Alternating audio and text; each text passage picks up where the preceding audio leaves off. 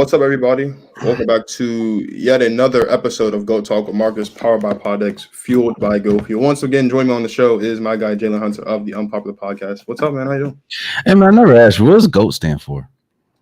Greatest of all time. There you go. Which hopefully, when this is all said and done, is what I will be. So there you go. That's how we're working it. It's always a pleasure to have Jalen on the show. Always a pleasure. Are there any fans of the Unpopular pod that are watching this? I do apologize. A lot of this stuff is going to be similar to what Jalen's talked about in his last two episodes, but that's just how it goes with the NFL. So I realized that after listening to the last two episodes of his show throughout the course of the day today. I was like, dang, he's going to be repeating himself a lot. Hey, it's a pleasure. It's a pleasure. Yeah. How you feeling though? It's been a minute since we had you on. It's been a long minute. It's been tough, and when I say that, you ride a high. Like everybody thinks that their team is going to be good enough to win a championship until you drastically realize it's not. So even though it is 4 weeks in, I'm coming to that conclusion faster than I thought I would. But outside of that, it's been all right. That's cool. I want to start with probably the biggest story in the NFL so far. Not just for this week, but I guess when you think about all the things that have happened over the first month of the season, now that that's come to a close, this one was probably the biggest. And that is the injury to Tua Tagovailoa that he suffered Thursday Night Football last week against Cincinnati.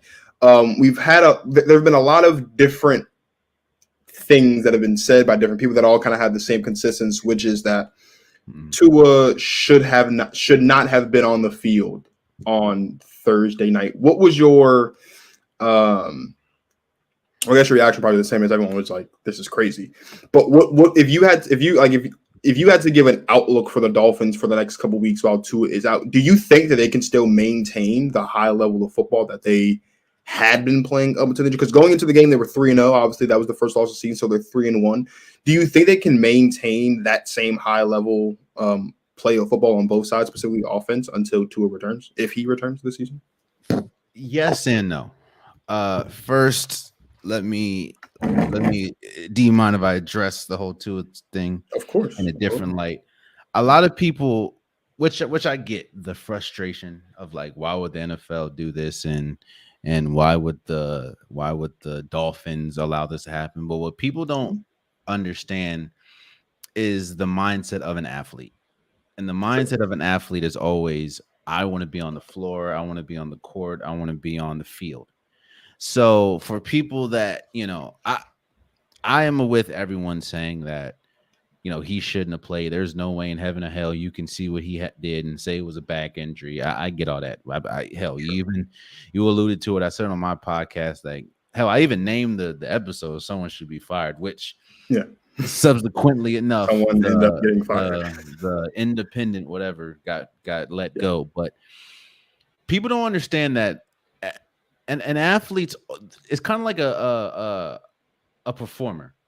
A performer is, you're always taught to never stop the show. The show must go on. As an athlete, you always want to be out there with your peoples. So I say all that to say it's not Tua. Tua has to be smarter as far as you have to understand your body and like, oh, I see 5 people when there's only one person standing in front of me. But I get why he went out. I get why he went back in. To answer your question, yes and no. And when I say yes and no, I talked about this on the last episode, the difference between a starter and a backup. Right.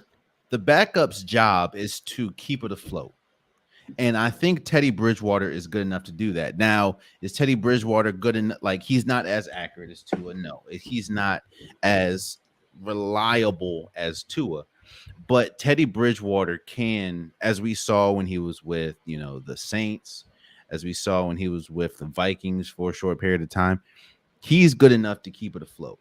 Now, Mike McDaniels is going to have to adjust his offense a little bit because of the fact that he's not as accurate. So you maybe want a little more slants with Waddle, a little more slants with the what's his name? Tyreek Hill, Moisture get Raheem Moisture, he gets a couple more runs, but they can definitely, and because their defense is good. This is a good team.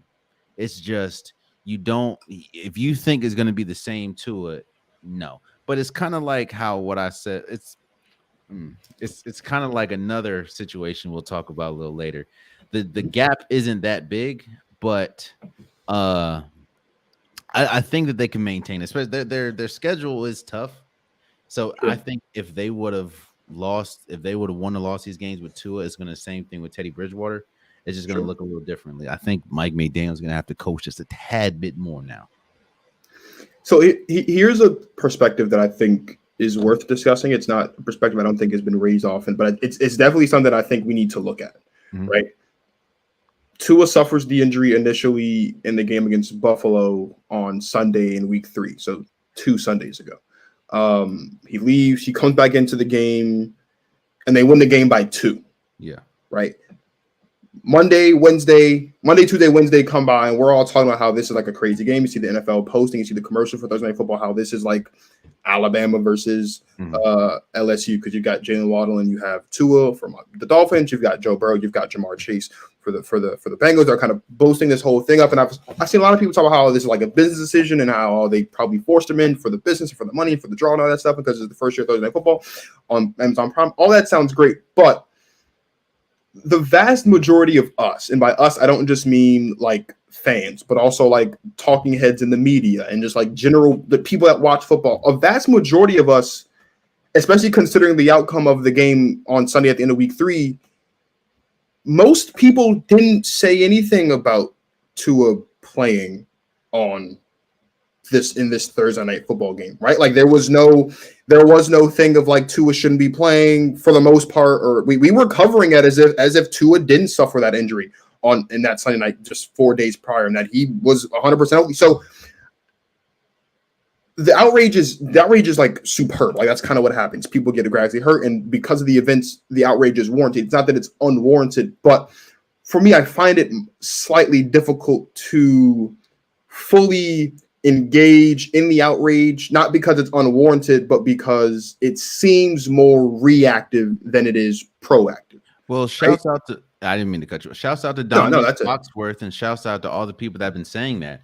The fans have to take a credibility of that as well. Absolutely. Yeah.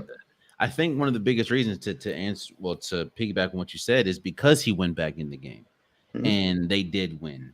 Now, if he went back in the game and he looked terrible and he was throwing the ball backwards and stuff, then he was like, all right, hold on. And I think that there was a sense of fans are short for fanatic. They don't care about the person. They care about the product. They care about their team. And they're hoping that, if he's able to play, he's clearly able to play, Thursday, even though you heard a lot of media pundits, whether it was ESPN, whether it was Fox Sports, all of them say, yo, I don't think Tua is good enough. Because I remember, where I work, they were talking about it. Saying, I don't think he should even be playing Thursday, let alone finish the game. But I do agree with what you're saying. Don't be outraged now when you had no problem with him playing after you see, him break his ankles while walking straight. You know what I'm saying? So, but I hear what you're saying. Because it's like, it's as a fan, this is starting to feel a little bit like kind of getting, and this is completely different. It's extremely talking like the fantasy footballers that like last year when Raheem Mostert tore his ACL or whatever it was, like those fans that like sent him all types of depth threats and stuff because they drafted him. Like it started like look, Tua got hurt. Tua's a young quarterback. He's trying to get things together. The Dolphins looked like they were going to be really good coming off of 3 weeks of the season, being undefeated, getting a good win at home against Buffalo, which is supposed to be the best team in football. Looked great. Most fans didn't say a word. And there were people in pockets, right, over that time span that was like, maybe Tua shouldn't be playing in this Thursday night game because of what happened. And I'm not saying that there weren't, but a vast majority of people were talking about this game between the Dolphins and the Bengals as if Tua didn't potentially get concussed, or not potentially get concussed in that game on Sunday. So the outrage for the fan, it's not that it's unwarranted, but it's kind of one of those things where like, well, this seems more reactive than proactive, because in the days leading up to it, you didn't hear all this of like, why is Tua playing in the game? Why isn't Teddy Bridgewater starting? Like, what's all this? It's like, oh, Tua's playing, good for him. They won the game on Sunday. He has to be ready. So it sucks that Tua has and it's nice to know that he's feeling better and he's like conscious and he can move all of the extremities. Obviously, especially when you have two crazy brain injuries in such a short period of time, that's great. The other thing too to know about the brain is like where we are with the brain now is where we were with hearts, like in the 60s and 70s. Like we don't know everything about the brain, despite all the fact that our technology is so much more advanced and better. Like the brain is ridiculously complicated and ridiculously tough to understand fully. But again, it's great to know that Tua's okay and likely we won't see Tua on a football field at least for another 2 or 3, maybe 4 weeks. I don't think we won't see him ever again. I'm sure we'll see him again at least this season, but it's definitely going to be some time. Let's stay in the AFC for a second because there's two teams in the AFC that there was a lot of hype surrounding entering the season, and so far they've gotten off to pretty slow starts. That's the Indianapolis Colts and the Denver Broncos. Now, the record for the Broncos, and we might not show that they've been off to a slow start, but the Broncos are the worst red zone team in football. And the Colts haven't looked like the team that a lot of people thought was going to be the clear-cut runaway leaders of the AFC South. Which slow start is more surprising? Is it the slow start for the Colts or the slow start for the Broncos? Oh, 1,000 times 2% the Broncos. You can kind of understand the Colts slow start, seeing as though a lot of their big players, Shaq Leonard, DeForest Buckner, they've been out. And there's a lot because there's been a veil of the Colts are a quarterback away, that a lot of their problems that they've had for the longest people have overlooked, saying outside, like they don't have the most skilled wide receiver. They don't really have the most skilled receiver / running back position outside of Jonathan Taylor, and he's even hurt. So you have a quarterback that does entirely too much, and that is Carson Wentz. And then you go from him to a quarterback that is entirely too conservative at times, which is Matt Ryan. Both don't fit, don't do well with hell. You saw Matt Ryan with not that much help in Atlanta. You see where that got him. And now you go to that and you don't, your best receiver is what? Pascal? I don't know. So, but I would say the Denver Broncos clearly, because going into the season, they made, and I think I talked about on your podcast. They made such a huge splash getting Russell Wilson, getting Nathaniel Hackett. We know Nathaniel Hackett's ties to Green Bay as their offensive coordinator. You thought that this, I'm not saying they would be championship worthy, but you thought that they would be 10 times better than they are. They just beat a team. They beat the San Francisco 49ers 11-10. Yeah. But I'm sorry, I didn't even know one of the nastiest scores ever. 11 points in football. I didn't even know you could do that, but they found a way. It's the I think we're sitting here today, and it is not an overreaction at all to think that Nathaniel Hackett isn't the guy. It's also not an overreaction to think, well, maybe it was more Aaron Rodgers and Matt LaFleur than it was Nathaniel Hackett in Green Bay. In fact, now we're starting to realize, damn, there were times when Green Bay was hella conservative, even with Aaron Rodgers. I wonder where that came from. And then you see what game one, you don't, instead of trusting Russell Wilson, you trust a 64-yard kick. It's been shocking. There were issues that I knew, and I think we talked about it here. I knew they were going to have, as far as their offensive line was kind of young and inexperienced, and the back end of their defense outside of Patrick Surtain can get a little sketchy. I thought that they would be able to overcome that because of Russell Wilson, seeing as though he was able to overcome that in Seattle. But it's starting to look. I'm not going to put it all on Nathaniel Hackett, but I'm putting a good 85-90% on him, because I think, shouts out to Colin Cowherd, he said it best, man. Some people are coaches and some people are good coordinators. And I think Nathaniel Hackett fits under that good. I don't even know good at it. I'm not going to disrespect him. He's a good coordinator. So I just don't think that he's a he's a head coach from what we've seen the first 4 weeks, and because of that, I am shocked at Denver. I hate to sound pretentious. I hate to sound like my nose stuck up in the air, but I spent about a good 6-7 months telling everybody that will listen that the Denver Broncos are not going to be much of anything this season. And look, I get it.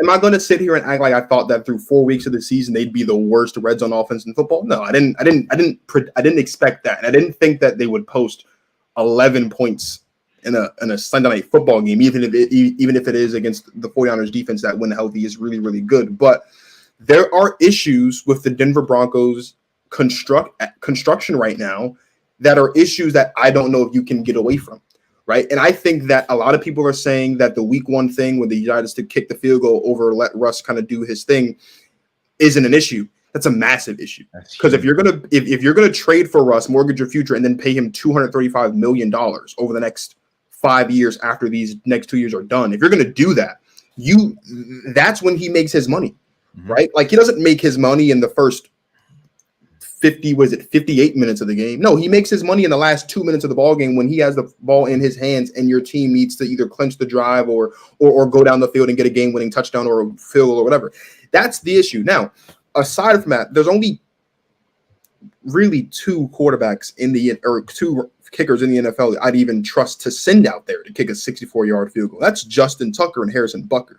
Brandon McManus isn't that guy. And if Matt Prater is still in the league, and I don't know if he is, but if he is, then Matt Prater would be the third. That just wasn't a smart decision.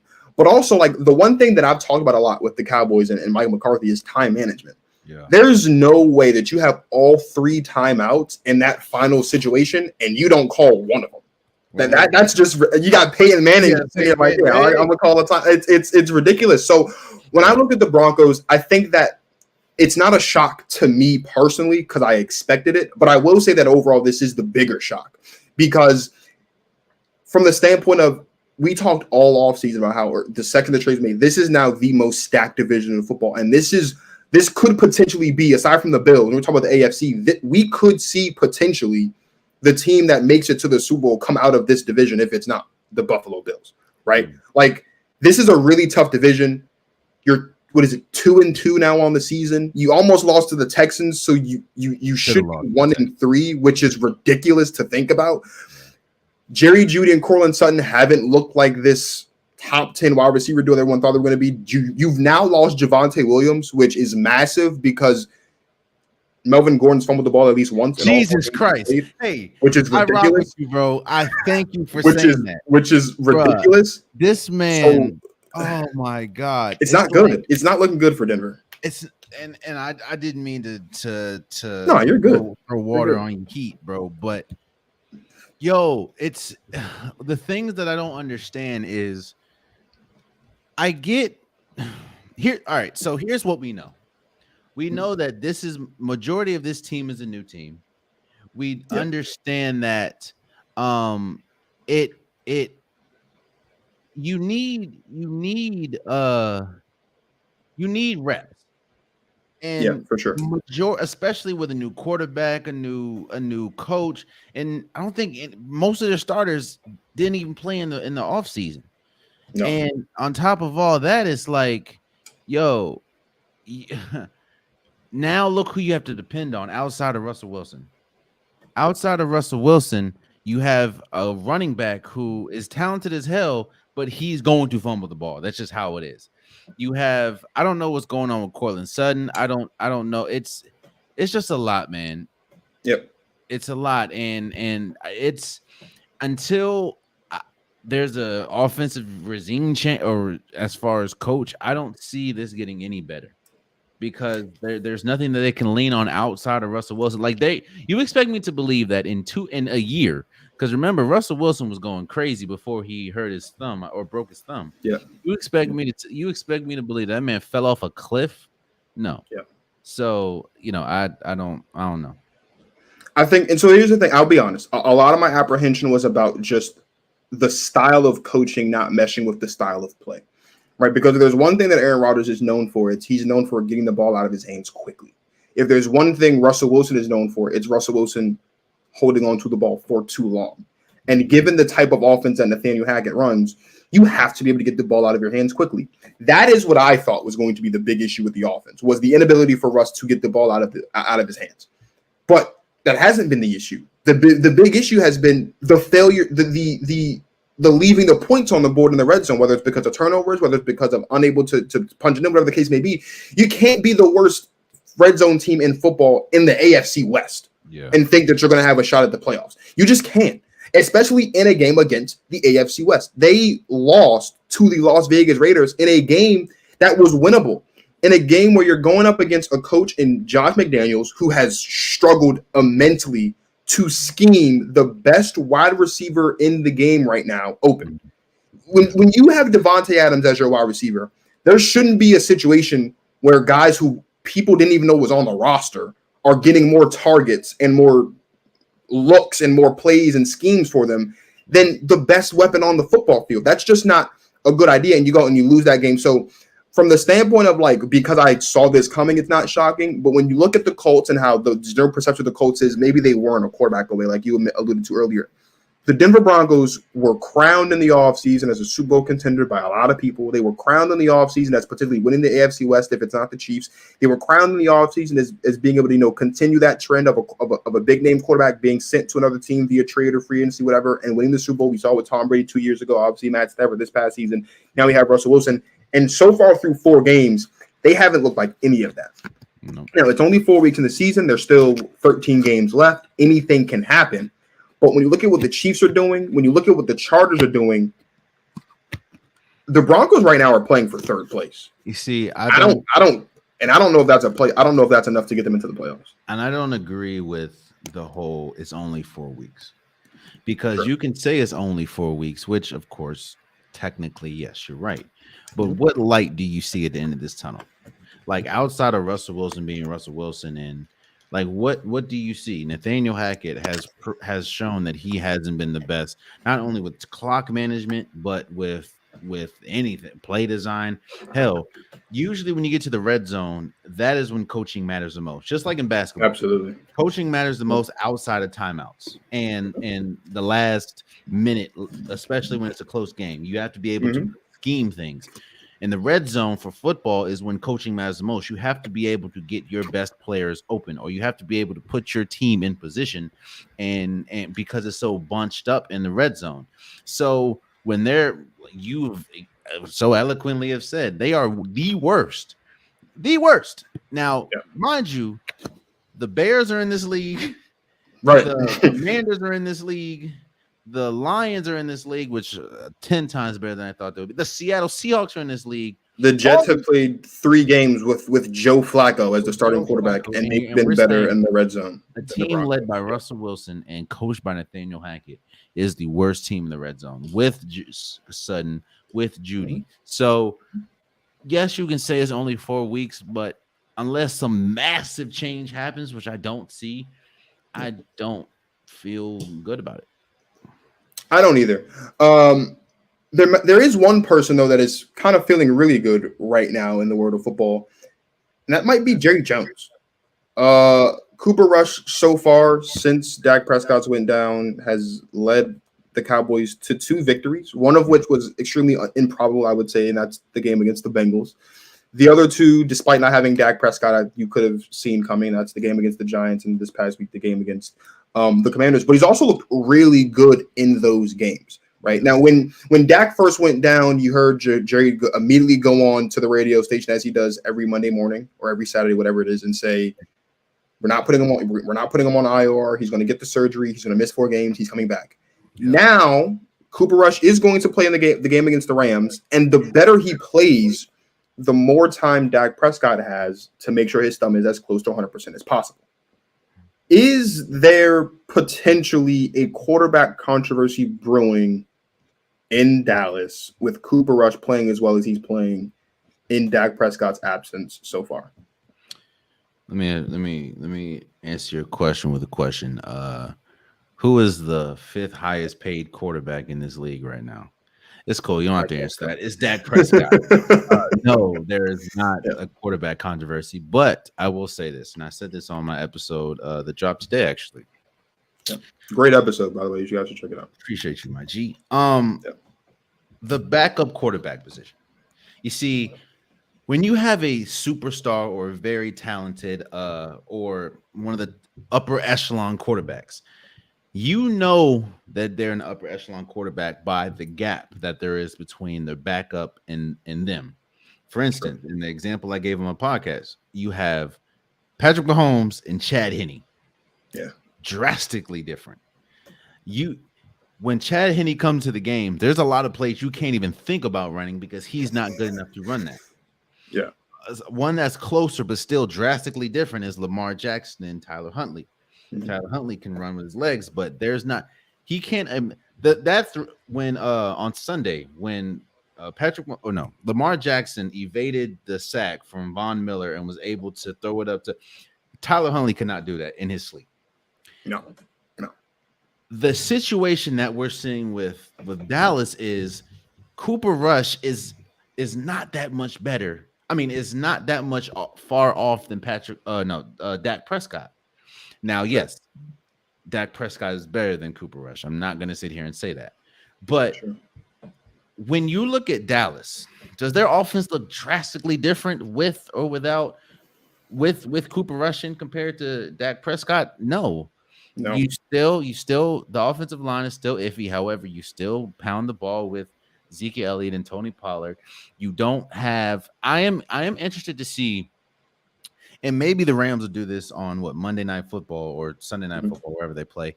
I want to see what happens because if you look at the games that Cooper Rush has won, he hasn't had to make a lot of throws. They haven't called upon him to throw the ball like that. Yeah, he made some good throws against Washington. He had one to Michael Gallup back in the end zone. But what happens when you're down 2 scores and all that running stuff you can't do anymore? You have to. But outside of that, I don't think there's a quarterback controversy because one just got paid and the other one is a glorified backup. But what we're seeing, and the reason why you can say there's a quarterback controversy, is Dak Prescott, who is better than Cooper Rush. Do not hear me say he's not, but he's not that much better. It's not Patrick Mahomes, Chad Henne size gap. It's not an Aaron Rodgers and Jordan Love size gap. It is. I mean, we can do things with Cooper Rush. We can do things with Dak Prescott, and that's what we're seeing, in my opinion. So I agree with you. I don't think there's a quarterback controversy. It's just interesting that Jerry Jones said, well, if there was, then that means I've done a good job. And in a way, he's right? If there somehow if a QB controversy does brew where you're talking about maybe the Cowboys are better with Cooper Rush than Dak, and again, I don't agree with him, then maybe Jerry Jones has a point. Maybe he is right that maybe he's done something right if that happens. Here is my big thing. I'm glad that Cooper Rush is doing well. I am. Because despite all the bad things I've said about the Dallas Cowboys in the past, I am a fan of Dak Prescott. I am one of probably 15 people on the planet know what you're about to say. I know that thinks that Dak Prescott is a top 10 quarterback in football. Jesus Christ. Okay. And I'll die on the hill. I will. I'll die on the hill. I think Dak Prescott's a top 10 quarterback in football. But even if he's not, he's definitely a lock for top 15. I'd say a lock for top 12, actually. That's for just being, because top 15 is like generous because it's the half. Anyway, the point is, Dak Prescott's a solid quarterback and he plays good football. And what I do recognize is as long as Cooper Rush plays well, that means that's more time for Dak to rehab the thumb, right? And Jerry's already come in and said that a part of the reason why Cooper Rush is playing this week against the Rams is because Dak can't grip the ball. Yeah, because he just tore the ligament in his thumb 3 weeks ago. Even Russell Wilson, who suffered this exact same injury last week or last season, said that he came back too early because his thumb wasn't fully healthy. So the longer Cooper Rush plays well, the more Dak Prescott gets to rest his thumb and gets to get back to being close to 100%. But what's also important too for the Cowboys is this is a football team that has a lot on the line at all times. One, because of the brand of the Dallas Cowboys. Two, because they're one of the richest, if not, I think, the richest team in sport as it pertains to what they're worth. But also because Jerry Jones has expectations, makes these expectations known all the time. And every time the Cowboys don't meet the expectations that Jerry Jones sets, he doesn't always seem to do the things necessary to fix those things so that those expectations Jerry Jones wants to win championships. And so far, at least, especially over the last, I'd say 10, 15 years, he hasn't always made the right decisions as it pertains to making sure that the Cowboys can be in a championship situation. Yeah. So far through 3 weeks of the season of no Dak Prescott, the Cowboys are 3-0. They're second in the division. They're looking really good as it pertains to keeping their playoff hopes alive. Because when this happened, what was it, 2 years ago when Dak broke his ankle, the team just completely fell apart. Yeah. So we're seeing a situation where Dak is hurt again, and at least the team is sticking together, but also that means that their playoff hopes are still well and alive. And it's not just because they're in the NFC East, but it's because they've been playing good football. My one minor concern is, and I know they haven't been great this season, they've had their ups and they've had their fair share of downs. If for some reason the Rams were to return to championship form and absolutely dominate the Cowboys, which I don't think is going to happen, I think the Cowboys can win this football game. But if the Cowboys lose, I don't want Jerry to hit the panic button and say, okay, Dak's coming back in week 6. I don't want that to happen because that's not good. Because that's not going to be good for Dak. It's not going to be good for your football team. Because if Dak comes back early and he's not playing well and then the team falls apart, now your fans are going to be upset with you. Now it's going to look like things weren't really what they were supposed to be. Now people are going to start questioning Dak when all in all, just give him time to get his thumb back to 100% to where he can be. This is still a relatively easy schedule the rest of the way. I say let Cooper Rush play it out until the bye, which I think their bye is in week 8. So that's only 3 more weeks. I think give Dak 3 more, which is going to be 4 more weeks of rest coming into the bye, and then have him come back for week 9. And whatever happens, happens. I think if you can get to your bye at 4-4, which would mean you'd be 1-3 the next couple of weeks, which I don't think would happen. But if you can get to the bye at least 4-4, even if everything does fall apart, I think the Cowboys are still in a good position to make a run at it after the end on the other side of the bye with Dak Prescott to make it to the playoffs. I don't know if they'll win the division because the Eagles have looked great. We'll talk about the Eagles in a second, but make it into the playoffs and kind of go from there with Dak. But just I don't want things to go all panicky if for some reason Cooper Rush either doesn't look good against the Rams or the Cowboys as a whole don't look good against the Rams this week and they end up losing. Well, quiet is his cap, and I know now we never root for any injury at all. We never root for anybody to, But I think the best thing that can happen for Dak Prescott is Cooper Rush have a terrible game. And what I mean by that is this. You saw, and I'm not saying that this is the same instance, but it could be. You saw what happened when they inserted when Carson Wentz got hurt and Nick Foles came in. And then how Nick Foles just went on the greatest run of all time. And it's just like, and then you see what happened now. Hell, you see the Carson Wentz we've had since. Yeah. What you don't want I'm not looking as much as Jerry Jones as I am concerned about the fans. Because what happens if you do make it to the bye week, which is, let's say, week 8?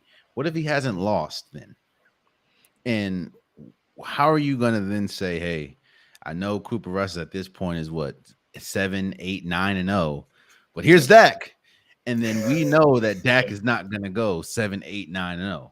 So then you're going to have people's like, well, if Cooper Rush was playing so well, why'd you put Dak in? Yeah. That to me is going to be Jerry Jones's biggest issue, not the fact that you're going to rush. 100%. So I'm not saying, I'm not wishing injury upon injury about anybody, but maybe Cooper Rush has that. Oh shoot, he's Cooper Rush. Like remember when homie the backup quarterback for the Jets last year had that one game where he went crazy.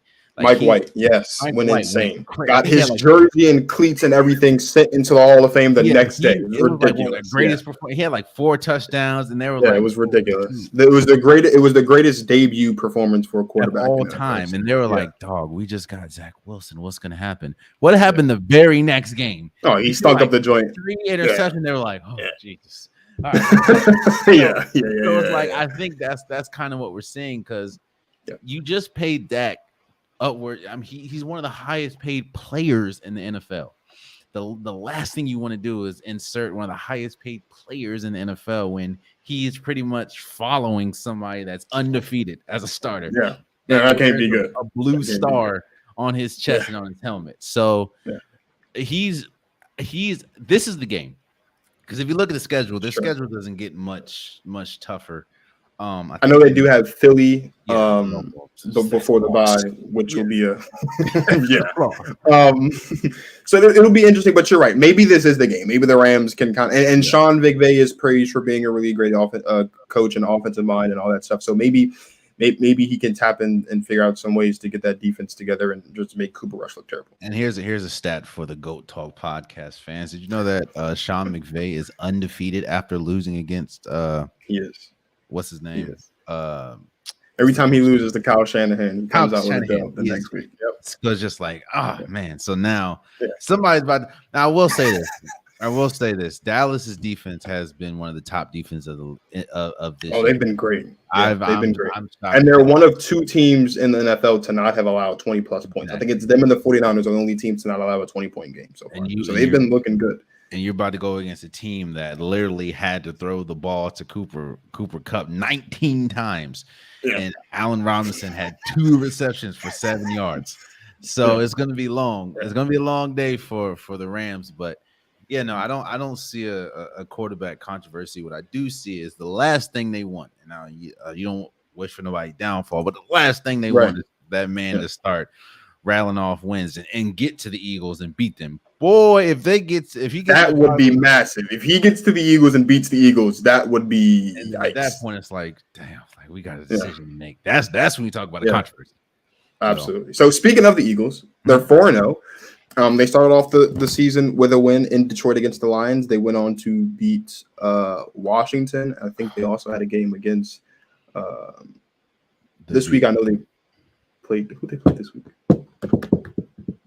Jaguars. I picked them to. They played the Jaguars this week, and and then they crushed the Vikings as well. So they're 4-0. Mm-hmm.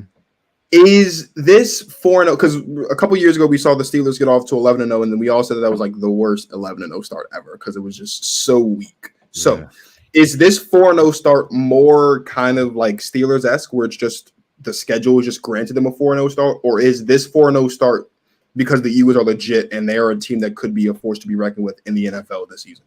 It's the latter. Now I'm not going to lie. Their schedule hasn't been the toughest outside, even though, they did hand the Vikings their only loss. And I think the Lions are like the second best offense in the league, even though they're one.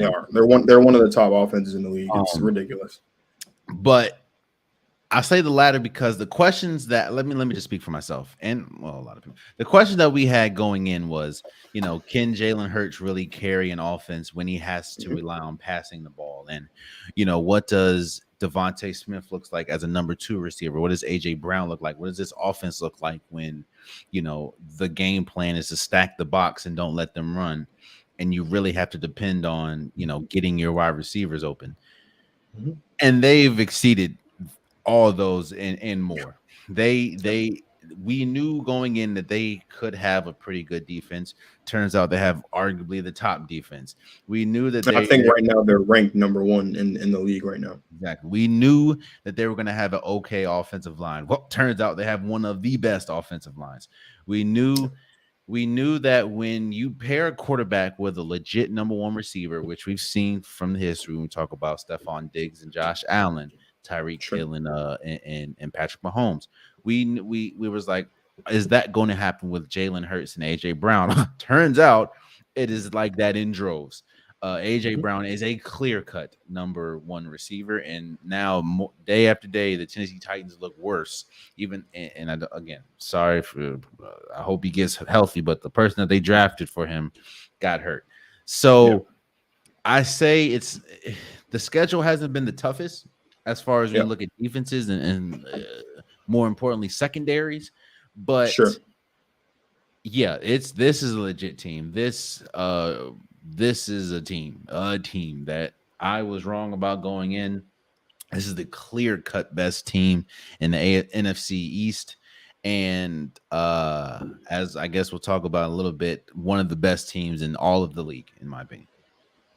The Eagles have looked fantastic. And to your point, I think the one thing for me, because at the end of last season, I said that we could see Jalen Hurts get into that Jimmy Garoppolo kind of tier where he's He might not be a quarterback that can win you football games, but he's definitely a quarterback that can keep you in the end, keep you in the mix until the end, so that maybe someone else can win the football game for you. Jalen Hurts so far through 4 weeks has won 3 of the 4 games with his play. The only game he did, I wouldn't say Jalen Hurts won, was the game against the Vikings, because Darius Slay won that game because he should have had 6 interceptions. He should have. He looked great, and Kirk Cousins looked terrible. If you look at the schedule right now, guys, as we're in week 4, if you look at the schedule now for the Eagles from this point moving on, the Eagles have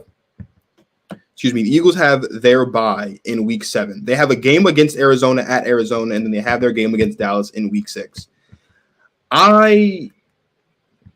It's cool. You can say it. They're beating both of them.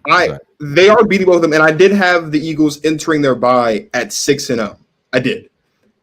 At this rate, when you look at what they have moving on, there's always going to be like that one where potentially, and they might lose one of those 2 games. There's always a chance. That's because any given Sunday, right? If you look at the first 4 games out of the bye, they have Pittsburgh, Houston, Washington, and Indianapolis.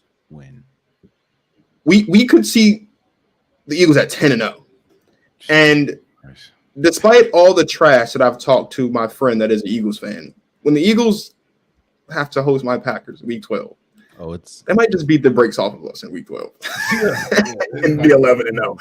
It is the Philadelphia Eagles have looked that good, and they've done it in so many different ways. Right, we talked about in week 1. It was okay. What is Jalen Hurts going to look like? Can he manage all the weapons that he has?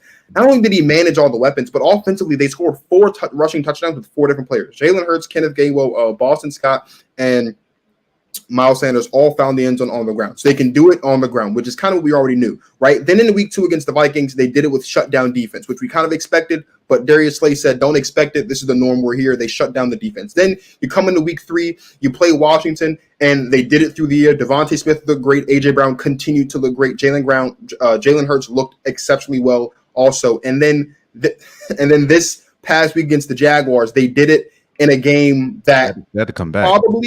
They had to come back, and was probably, of all the 4 games, the closest as far as the spread heading into the game is concerned, and the closest as far as just like where both teams were at that point, because the Jaguars, despite losing to the Commanders in week 1, were a really good football team heading into that game, despite what the record showed. Like, the Eagles have looked fantastic. And so what we're seeing with the Eagles, it's not just that Jalen Hurts has improved. It's not just that A.J. Brown and Devontae Smith are meshing well as a 1 and 2. It's not just that Dallas Goedert still has his role as the tight end. It's not just that the identity is still there on the run game, but it's also that this defense is as advertised. This defense is being exactly what we thought it was going to be, and a little bit more. And to your point, that this offensive line that a lot of people thought might take a step back has been exceptional so far through 4 weeks in the season. And it's really hard to pinpoint a weakness for this Philadelphia Eagles team. This might just be the most complete roster in all of football, right? They don't have a lot of top or elite players up and down the roster, but it's complete.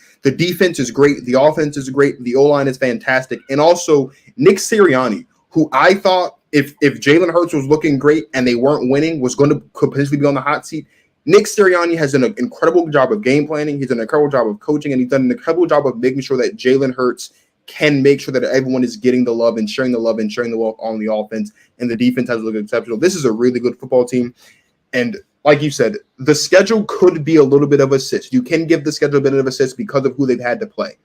But the schedule's the schedule. You still have to go out there. You still have to win these football games. And they've done it for you 4 different ways. Through the ground, with great defense, through the air, and then from behind. They've looked great. I could legitimately see this team going 6-0 into the bye, maybe even starting the season 10-0. And at that point, we're talking about an insane turnaround from last season, where a lot of people were questioning whether or not Jalen Hurts could even be the starter because of, well, when he was in Alabama, he got benched for Tua. And so far, Jalen Hurts has proved that what happened in Alabama has nothing to do with what's going on with him right now, because he's led this team to incredible victories 4 straight weeks of the season to kick it off. It's been great. The only since it kind of sounds like we having a parade for these people. The only I'll play devil's advocate. The only issue that I see which is not a big issue clearly because it hasn't bit them, but Jalen Hurts hasn't been the most accurate. Like AJ Brown has made some incredible catches. I mean, Devontae Smith looked like he was floating against Washington's secondary when he caught that Yeah. one bomb. That was an incredible catch. And as we saw against the Jaguars, I want to see what happens. I want to see the game against the Cowboys. When you have to be precise, unless you're throwing unless you're throwing Anthony, what's his name? Anthony Brown's way. But you have to be persistent because Yeah. you have a ball hawk in Trayvon Diggs.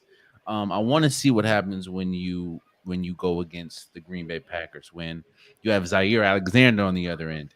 So I'm not throwing dirt on this fire here because they are Sure. a flame. Yeah. But if we want to play devil's advocate, and I talked about this on my podcast, I don't think I don't think there's a great team. There's a really good team in this. There's really good teams. Yeah. I do agree with you. At this moment, the Philadelphia Eagles are the most complete team, and it's not really even close, in my opinion. So before we get into power rankings for the month and also Thursday Night Football predictions, I just want to throw this out there because we kind of saw this debate a little bit last week, and it's kind of dwindled a little bit. But I do want to kind of get your opinion on it. I know you talked about it a bit. I think on your show one of these last few episodes. Right now, who is Jalen Hurts for you the MVP frontrunner so far? Yes. Or are you in the Lamar Jackson camp? Because Lamar Jackson lost on Sunday, I have Jalen Hurts. Now it has been that close. When I say that close, I think if Jalen Hurts would have lost and Lamar Jackson still lost, I would have gave it to Lamar. That's how close it's been. And the fact that Lamar Jackson did throw a pretty bad interception to end the game pretty much for them. But I'm under the impression right now, because of what we've seen from Lamar Jackson, his to lose, even though I know it's kind of crazy to say because I have Jalen Hurts number one, but it's Lamar Jackson. What we've seen out of Lamar is like Jesus Christ. Like we knew it's been great. Yeah. It was going to be scorched earth once he came in there with a bag of popcorn in the presser. Like, oh shoot. and then but that doesn't take away from how good Jalen Hurts has been. So as of right now, as whatever day this is, I have Jalen Hurts, but it's like razor thin between Jalen Hurts and Lamar Jackson, in my opinion. Sure. And I agree. I do think that Jalen Hurts is the MVP frontrunner. And it's not just because his team is 4-0, but it's because he's answered a lot of questions that no one thought he could answer. And a lot of people didn't think he could be the leader of this team at such a very young point in his career. And he's done just that. So let's talk about power rankings because, we see some people kind of do power rankings on a week-by-week basis. I like to do power rankings in a group of 4. We've ended week 4. We're heading into week 5. So who are your top 5 teams in the NFL at this point now that the first month of football has passed?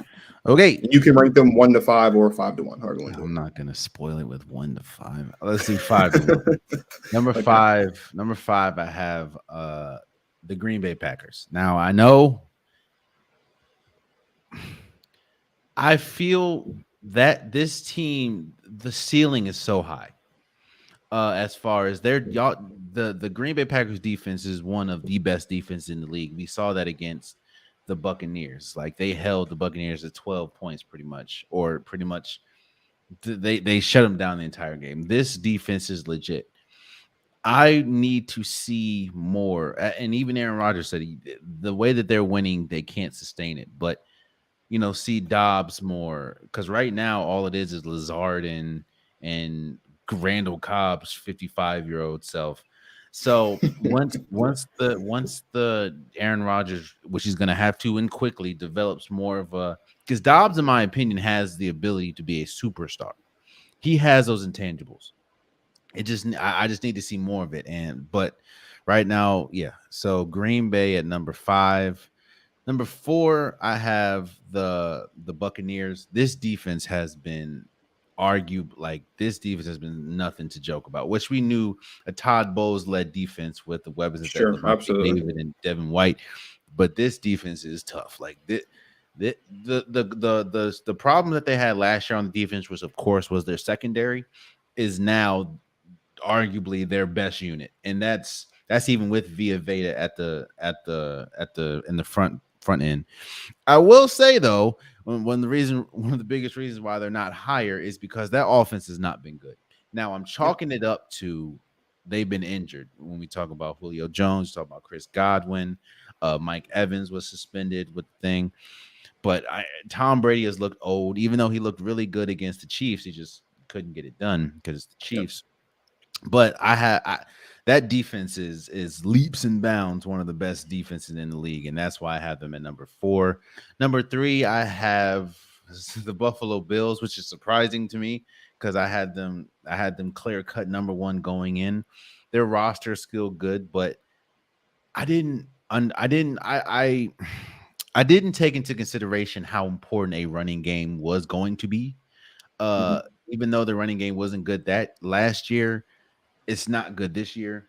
Outside their best running back is Josh Allen, and Josh Allen is getting lit up every single week to the point where if you look, they get down big or they have a lot of 3 and outs because he has to throw the ball, and all you have to do is really double Stephon Diggs and maybe shade Davis, and then you're good. So I still think this is a good team. I still think that they're good enough to make the Super Bowl and win it. It's just I don't like what I'm seeing. The fact that their running game isn't that good, and Sean McDermott hit. We talk about clock management situation. Oh, God damn! geez. Like, Mike McCarthy it has not been good. Mike McCarthy's like joined the couch, but I have the Bills at number 3, number 2. And number 2 and number 1 is kind of like razor blade thin between the difference. I'm gonna say number 2, the Philadelphia Eagles, clear cut the best team. In fact, the only reason why I have Kansas City Chiefs at number 1 is because of Patrick Mahomes. And it makes perfect sense. That offense has been humming, even though they did lose 2 weeks ago, and you saw the whole spat that Eric Bieniemy and Patrick Mahomes had. They came back against that defense of the the Buccaneers and went crazy. Now, the questions and the concerns that I have for the Chiefs are still the same. Is their secondary is awful. Like, it's not that good. And they're going to be in a lot of shootouts, as we saw. I mean, they beat them 41-31.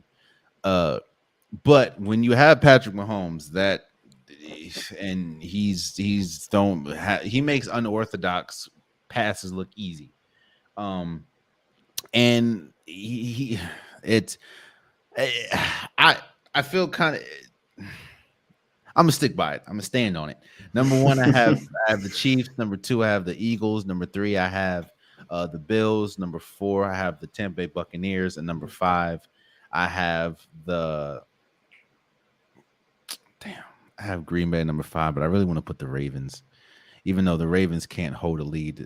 Like, to say they live, it's like they hold leads like strainers hold water. It's bad. That's my top 5. That's my top 5. Okay. So 5 for me was tough because there's like 3 or 4 teams that I think all have a strong argument to be a top 5 team in football. I do have the Ravens as the 5th best team in football, though. I think they've looked great. To your point, though, they can't hold a lead to save their lives, and that's been their undoing. You know, they lost their last 7 home games or something like that. They've lost 7 straight home games, which is, I think, the most they've ever lost in a row. And I think out of those 7, I think 5 of them they had double-digit leads.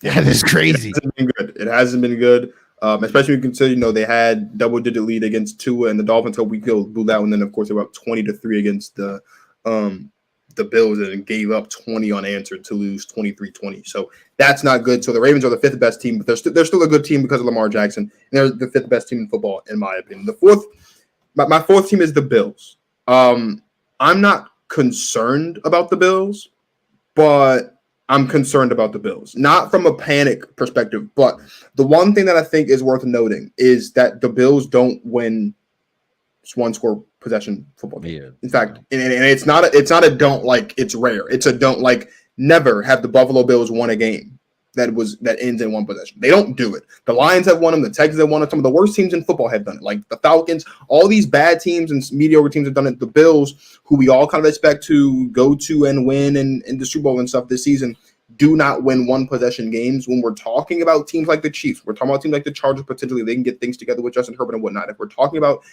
teams, just other teams in the AFC, like maybe the Bengals, because they look like they're getting back on the right horse. In fact, Buffalo's one possession win against Baltimore was the first one they've had in the Josh Allen era, I believe. That ain't good because there's going to be a lot of one possession. Not everything is going to be like the Patriots playoff game last season where you just beat the brakes off of teams. There's going to be some tough ones. There's going to be some tight ones.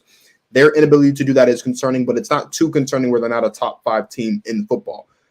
Number 3 for me is the Packers, and it's because they've done it. They have won football games this way. They have played football this season in a way that no one thought that they would be able to play, and that's by running the football first. No one thought that the Packers could be a run first football team and make it. No one thought the Packers could survive without Devontae Adams. Granted, we got the brakes beat off of us in week 1, but that seems to be what the norm is now, is we just get the brakes beat off of us in week 1. But the run game has looked efficient. The run game has looked great. A.J. Dillon is getting more touches. He's looking fantastic. Aaron Jones is being Aaron Jones. To your point, though, this one has an asterisk by it because I don't know how much longer the Packers can be a top 5 football team if Aaron Rodgers can't get a connection with wide receivers not named Allen Lazard and Randall Cobb. It was nice to see Christian Watson score a touchdown this past week, though. And I agree with you 100%. Romeo Doubs, I think, could be a superstar in this league if he can get that connection going. And this defense has looked incredible. Number 2 for me is the Chiefs. Despite the fact that they do still have Pat Mahomes, despite the fact they do still have Andy Reid, despite the fact that they do still have Travis Kelce, this defense is terrible. Yes. And shootouts are shootouts, and the Chiefs are great in shootouts, and I get it. And so you can't really say, well, they're not going to win them all because they win most shootouts. They win more shootouts than most teams win close games. I get it. But this defense is terrible. It is abysmal. This is the most one-sided football team, I would say, in football today. Number 1 is the Eagles for all the reasons we talked about earlier. And it's not just because they're undefeated. It's because so far through 4 weeks of the season, they've proven that they can do it in 4 different weeks. You want it on the ground, you got it. You want a defensive showcase, you got it. You want to get it done through the year with Jalen Hurts, you got it. You want to be able to do it after coming down from behind, you can do that as well. And the Eagles have looked fantastic. The one team for me that was hard to gauge, and so I just left them out, was the Dolphins, because even though they've looked great through 4 weeks, it was really it's hard for me to say that they are better than the 5 teams that I just listed. So I have Eagles 1, Chiefs 2, Packers 3, Bills 4. So how do you Ravens 5. How do you feel about the Bucs? This offense is just doesn't look like a Bucs offense. It doesn't look like a Tom Brady offense. And I thought it was going to be an offensive line issue. And while that has been an issue, and I get it, they've been hurt, Tom Brady still usually knows how to make a way out of no way. Like if there's ever a quarterback that can do more with less, it's usually Tom Brady. So far through 4 weeks, with Mike Evans having been suspended once, with Chris Godwin having missed a game, with Julio being hurt, with Leonard Fournette not having looked like the Leonard Fournette we thought we were going to be seeing because of what happened over the last couple seasons, and now heading into this season, the offense hasn't looked that great. Props to the defense. The defense has been everything I thought it was going to be because Todd Bowles is the head coach, and Todd Bowles' defenses are usually super, super good, especially when the talent is there. When you have talent with schematics with Todd Bowles, you've got an elite defense, and he has that. The offense just hasn't looked good. I have them 6 right now. Like if I go all the way to 10, they'd be 6. So they just missed the cut for me. But I'm just really concerned about the offense. I didn't think the offense would struggle the way that they looked okay week 1 in the win against the Cowboys. They didn't look great. Like they looked good. It was kind of a duel, but then they didn't look that great against the Packers. And then despite putting up 31 points against the Chiefs, there were some moments when you kind of looked at it and you said, if they're playing a better defense, they don't have 31 points. And I think their 31 points against the Chiefs was more so because the Chiefs defense sucks than it is because the Bucs offense was just playing that good that night. I have one more question, and I don't mean to hijack your. You're good, bro. We're here. Yeah, we're here. Let's say week 8. Both teams look how they've looked now. Who do you think is going to which team's hand will be closer to the panic button if things don't change? The Vegas Raiders or the Arizona Cardinals? The Raiders. I don't think you can panic on the Cardinals because the Cardinals don't have an NFL ready head coach. They haven't had an NFL ready head coach since they hired Cliff Kingsbury. So like all the stuff that's happening with the Cardinals just isn't good. The talent is there. I think the other thing too is I think the Cardinals have kind of just always had that one excuse in the back pocket that they don't have DeAndre Hopkins back until week 7. And so they're going to keep relying on that as maybe that's why the offense has looked the way it's looked. The defense hasn't looked as good as it looked last season. That has a lot to do with Chandler Jones not being there, but also the defense just hasn't really looked good since like midway through last season anyway. That's because they think that they can put Isaiah what's his name? They think they can put Isaiah Simmons anywhere like he's Michael Parsons. Yeah, they think that he can play man coverage with Stephon Diggs, and like it's like it doesn't. But I think I was thinking about that, man. Like we talk about the new head coaches, and I don't know. A lot of the issues that we're seeing with Vegas, we saw last year, was their offensive line being poor, their defense, especially the secondary, being god awful. But when you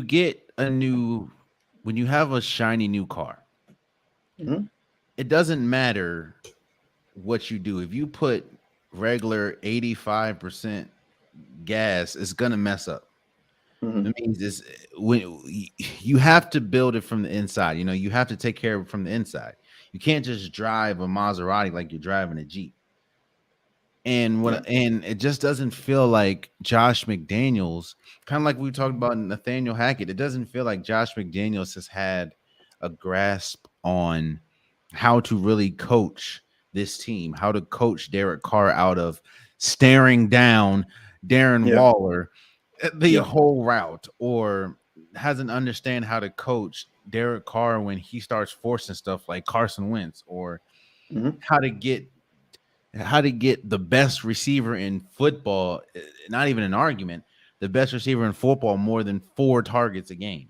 Like it just it I don't know, man. I would say the Cardinals because they just paid Kyler Murray all the money in the world to play Call of Duty 10 hours a week,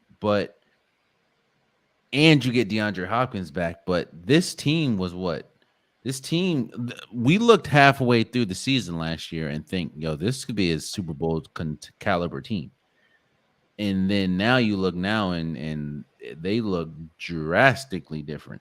And I think, you know, the Vegas Aces win the Super Bowl kind of has Mark Davis. He's kind of worried about other things right now, so he's not really worried about how bad these Raiders look. But and I pushed back on something that you said earlier, even though I was with you in the beginning of the year. Clearly, I think you came on this podcast, talked about it.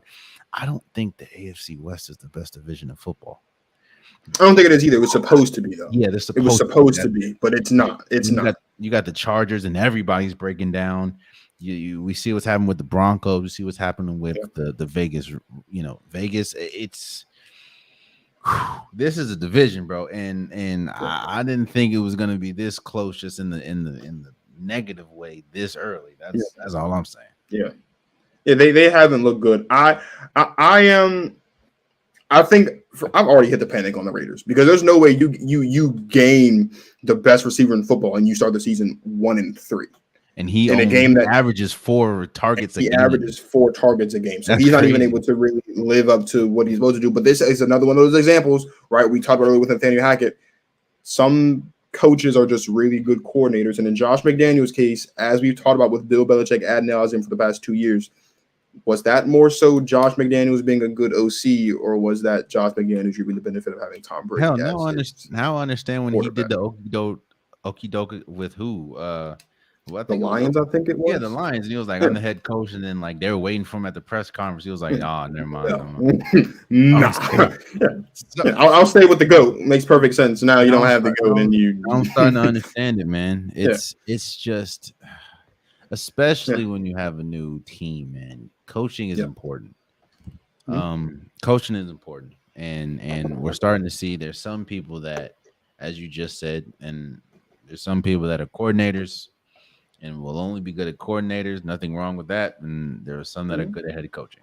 And and as we're seeing, i.e., the Patriots, some people aren't good at coordinators. Some people should hire coordinators. Like absolutely, somebody like, needs to be hired to be the OC in New you're a England. defensive minded coordinator. I don't understand why you're calling plays. That's just me. Yeah, it's ridiculous. It that's shouldn't. me. It shouldn't be happening. It shouldn't be happening. It shouldn't be happening At all. It is.